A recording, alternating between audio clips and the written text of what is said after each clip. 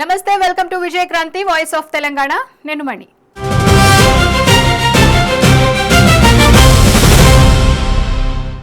నిత్యం స్కీములతో ప్రజలకు దగ్గరవుతున్నామని ఒకరు, లేదు నిత్యం స్కాములతో ప్రజలకు దూరం అవుతున్నారని ఒకరు. ఇలా కాంగ్రెస్ ప్రభుత్వం కొలువుదీరిన గత 2 ఏళ్ల నుంచి అధికార ప్రతిపక్షాల మధ్య పచ్చగడ్డి వేస్తే భగ్గుమనేలా వైరం నడుస్తోంది. తాజాగా టెస్సరాక్ట్ కంపెనీ కోసం భూముల కేటాయింపుల కోసం చర్చ నడుస్తుంటే అసలు నీ శాఖలో ఏం జరుగుతుందో తెలుసా శ్రీధర్ బాబు అని బహిరంగంగానే కేటీఆర్ సవాల్ విసిరారు. టెస్సరాక్ట్ కంపెనీ చైర్మన్ నేనే అని కొండలరెడ్డి ప్రచారం చేసుకుంటుంటే రేవంత్ రెడ్డి సోదరుడికి దీనికి సంబంధం లేదని, మంత్రి శ్రీధర్ బాబు సిగ్గు లేకుండా బుకాయిస్తున్నాడని, అసలు నీ శాఖలో ఏం జరుగుతుందో నీకు తెలుసా, లేక రేవంత్ రెడ్డి నుండి స్క్రిప్ట్ రాగానే అదే మాట్లాడుతున్నావా శ్రీధర్ బాబు అని కేటీఆర్ ఘాటుగా విమర్శించారు. శ్రీధర్ బాబు గారు మాట్లాడుతున్నారు, ఒకసారి అది అసలు ఈ కంపెనీకి ముఖ్యమంత్రి గారి బ్రదర్కి ఏ సంబంధం లేదు అంటాడు.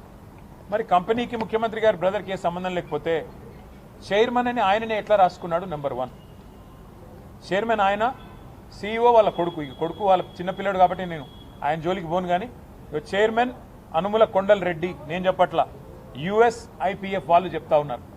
ఇది ఆయన లింక్డ్ఇన్లో పోర్ట్ఫోలియోలో లింక్డ్ఇన్ ప్రొఫైల్లో రాసుకున్నాడు. టెస్సరాక్ట్ అడ్వాన్స్ సిస్టమ్స్ చైర్మన్ కొండలరెడ్డి. మరి మంత్రి గారు సిగ్గు లేకుండా బుకాయిస్తుంటే ముఖ్యమంత్రికి, ముఖ్యమంత్రి తమ్ముడికి ఈ భూ కేటాయింపులకు ఏ సంబంధం లేదు అని దులుపుకుంటే ఎట్లా కుదురుతుంది మంత్రి గారు అని నేను అడుగుతా ఉన్నా. శ్రీధర్ బాబు గారు, అసలు ఇవన్నీ మీకు తెలిసి జరుగుతున్నాయా? మంత్రి గారు, మీకు అసలు మీ శాఖ మీద పట్టుందా? మీ శాఖలో ఏం జరుగుతుందో మీకు తెలుసా?